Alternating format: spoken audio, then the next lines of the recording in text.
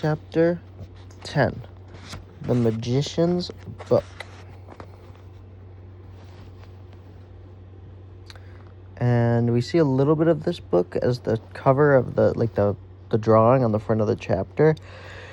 And there's some fancy writing on it that I think says, Cure for Warts, something, in a fever basin by moonlight. That's an L apparently in that font.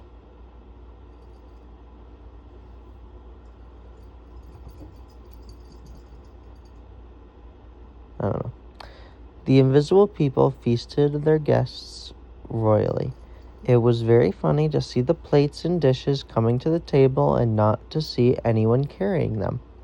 It would have been funny even if they had moved along level with the floor, as you would expect things to do in invisible hands. But they didn't. They progressed up the long dining hall in a series of bounds or jumps. At the highest point of each jump, a dish would be about 15 feet up in the air. Then it would come down to stop quite suddenly about 3 feet from the floor. When the dish contained anything like soup or stew, the result was rather disastrous. I'm beginning to feel rather inquisitive about these people, whispered Eustace to Edmund. Do you think they're human at all? More like huge grasshoppers or giant frogs, I should say. It does look like it, said Edmund. But don't put the idea of grasshoppers into Lucy's head. She's not too keen on insects, especially big ones. The meal would have been pleasant if it had not been so exceedingly messy. And also, if the conversation had not consisted entirely of agreements. The invisible people agreed about everything. Indeed, most of their remarks were the sort it would be not easy to disagree with. What I always say is when a chap's hungry, he likes some victuals, or getting dark now always does at night, or even, you've come over the water. Powerful wet stuff, ain't it? And Lucy could not help looking at the dark, yawning entrance at the foot of the staircase. She could see from where she sat and wondering what she would find when she went up those stairs next morning.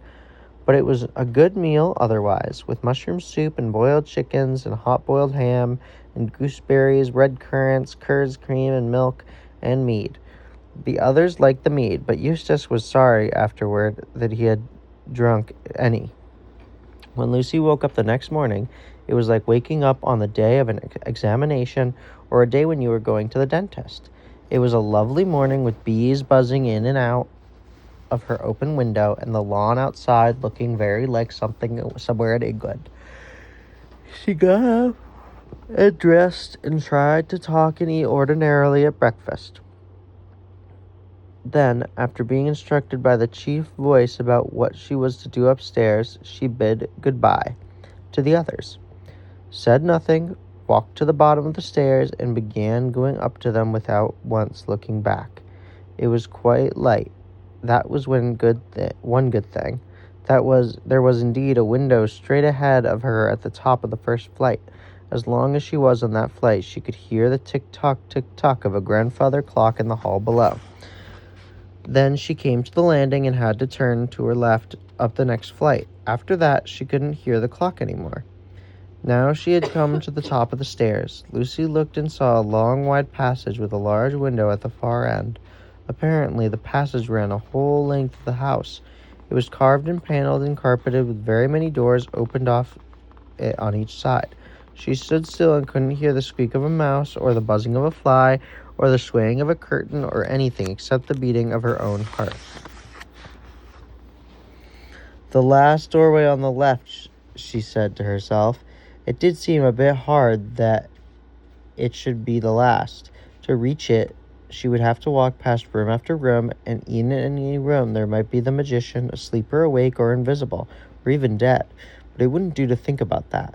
She set out on her journey. The carpet was so thick that her feet made no noise. There's nothing left to be afraid of yet, Lucy told herself. And certainly it was a quiet, sunlit passage, perhaps a bit too quiet. It would have been nicer if there had been strange signs painted in the scarlet on the doors, twisty, complicated things which obviously had a meaning and mustn't be a very nice meaning either. It would have been nicer still if there weren't those masks hanging on the walls. Ugh. Not that they were exactly ugly, or not so very ugly, but the empty eye holes did look queer. And if you let yourself, you would soon start imagining that the masks were doing things as soon as your back was turned to them. After about the 6th door, she got her first real fright. For one second, she felt almost certain that a wicked little bearded face had popped out of the wall and made a grimace at her. She forced herself to stop and look at it, and it was not a face at all. It was a little mirror, just the size and shape of her own face, with hair on the top of it and a beard hanging down from it, so that when you looked into the mirror, your own face fitted into the hair on the beard, and it looked as if they belonged to you. I just caught my own reflection with the tail of my eye as I went past, said Lucy to herself. That was all it was. It's quite harmless. But she didn't like the look of her own face and that hair and beard, and went on. I don't know what the bearded glass was for, because I am not a magician. Before she reached the last door on the left, Lucy was beginning to wonder whether the corridor had grown longer since she began her journey, and whether this was part of the magic of the house. But she got to it at last, and the door was open. It was a large room with 3 big windows, and it lined the floor of the ceiling with books. More books than Lucy had ever seen before. Tiny little books, fat and dumpy books, and books bigger than any church Bible you have ever seen. All bound in leather and smelling old and learned and magical. But she knew from her instructions that she need not bother with any of these, for the magic book, was lying on the reading desk in the very middle of the room. She saw that she would have to read it standing, and anyway there was no chairs, and also that she would have to stand with her back to the door while she read it. So at once she turned to shut the door. It wouldn't shut. Some people may disagree with Lucy about this, but I think she was quite right. She said she wouldn't have minded if she could have shut the door, but that it was unpleasant to have to stand in a place like that with an open doorway right behind your back. It should have felt just the same, but there was nothing else to be done. One thing that worried her a good deal was the size of the book. The chief voice had not been able to give her any idea whereabouts in the book the spell for making things visible came. He even seemed rather surprised at her asking. He expected her to begin at the beginning and go on till she came to it. Obviously, he had never thought that there was any other way of finding a place in a book. But it might take me days or weeks, said Lucy, looking at the huge volume, and I feel already as if I'd been in this place for hours. She went up to the desk and laid her hand on the book. Her fingers tingled when she touched it as if they were full of electricity. She tried to open it, but couldn't at first. This, however, was only because it was fastened by 2 leaden clasps, and when she had undone these, it opened easily enough. And what a book it was!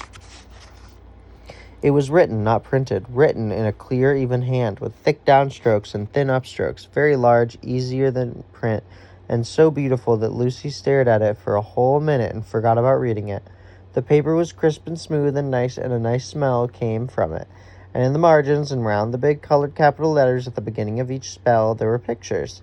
There was no title page or title or spells. The spells began straight away, and at first there was nothing very important in them. There were cures for warts by washing your hands in moonlight in a silver basin, and toothache and cramp, and a spell for taking a swarm of bees. The picture of the man with toothache was so lifelike that it would have set your own teeth aching if you looked at it for too long. And the golden bees, which were dotted all around the 4th spell, looked for a moment as if they were really flying. Lucy could hardly tear herself away from the first page, but when she turned over, the next was just as interesting. But I must get on, she told herself, and on she went for about 30 pages, which, if she could have remembered them, would have taught her how to find buried treasure, how to remember things forgotten, how to forget things you wanted to forget, how to tell whether anyone was speaking the truth, how to call up or prevent wind, fog, snow, sleet, rain, how to produce enchanted sleeps, and how to give a man an ass's head, as they did to poor Bottom. And the longer she read, the more wonderful and more real the pictures became. When she came to a page that was a blaze of pictures that one hardly noticed with the writing, hardly that she did notice the first words, they were an infallible spell to make beautiful her that uttereth it beyond the law of mortals. Lucy peered at the picture with her face close to the page, and though and though they had seemed crowded and muddlesome before, she found that she could now see them quite clearly. The first was a picture of a girl standing at a reading desk reading in a huge book, and the girl was dressed exactly like Lucy. In the next picture, Lucy, for the girl in the picture was Lucy herself, was standing up with her mouth open and a rather terrible expression on her face, chanting and reciting something. In the third picture, the beauty beyond a lot of mortals had come to her. It was strange, considering how small the pictures had looked at first, that the Lucy in the picture now seemed quite as big as the real Lucy, and that looked into each other's eyes, and the real Lucy looked away after a few minutes, because she was dazzled by the beauty of the other Lucy, though she could still see a sort of likeness to herself in that beautiful face.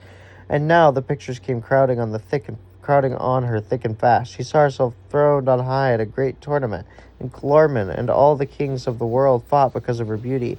After that, it turned from tournaments to real wars, and all of Narnia and Archenland, Telmar and Clorman, Galman and Terabithia were laid waste with the fury of the kings and dukes and great lords who fought for her favor. Then it changed, and Lucy, still beautiful beyond the lot of mortals, was back in England, and Susan, who had always been the beauty of the family, came home from America. The Susan in the picture looked exactly like the real Susan, only plainer and with a nasty expression, and Susan was jealous of the dazzling beauty of Lucy, but that didn't matter a bit, because no one cared anything about Susan now. "I will say the spell," said Lucy. "I don't care, I will." She said I don't care because she had a strong feeling that she mustn't. But when she looked back at the opening word of the spell, there in the middle of the writing, before she felt quite sure that there had been no picture before, she found the great face of the lion Aslan himself, staring into hers. It was painted with such beautiful gold that it seemed to be coming toward her out of the page, and indeed she never was quite sure afterward that it hadn't really moved. At any rate, she knew the expression on his face quite well. He was growling, and you could see most of his teeth. She became horribly afraid and turned over the page at once. A little later, she came to a spell which would let you know if what your friends thought about you. Now Lucy had wanted very badly to try the other spell, the one that made her beautiful beyond the lot of mortals. So she felt that to make up for not having said it, she really would say this one. And for all in a hurry, for fear her mind would change, she said the words, "Nothing will induce me to tell you what they were." Then she waited for something to happen. I'm going to stop right there for today.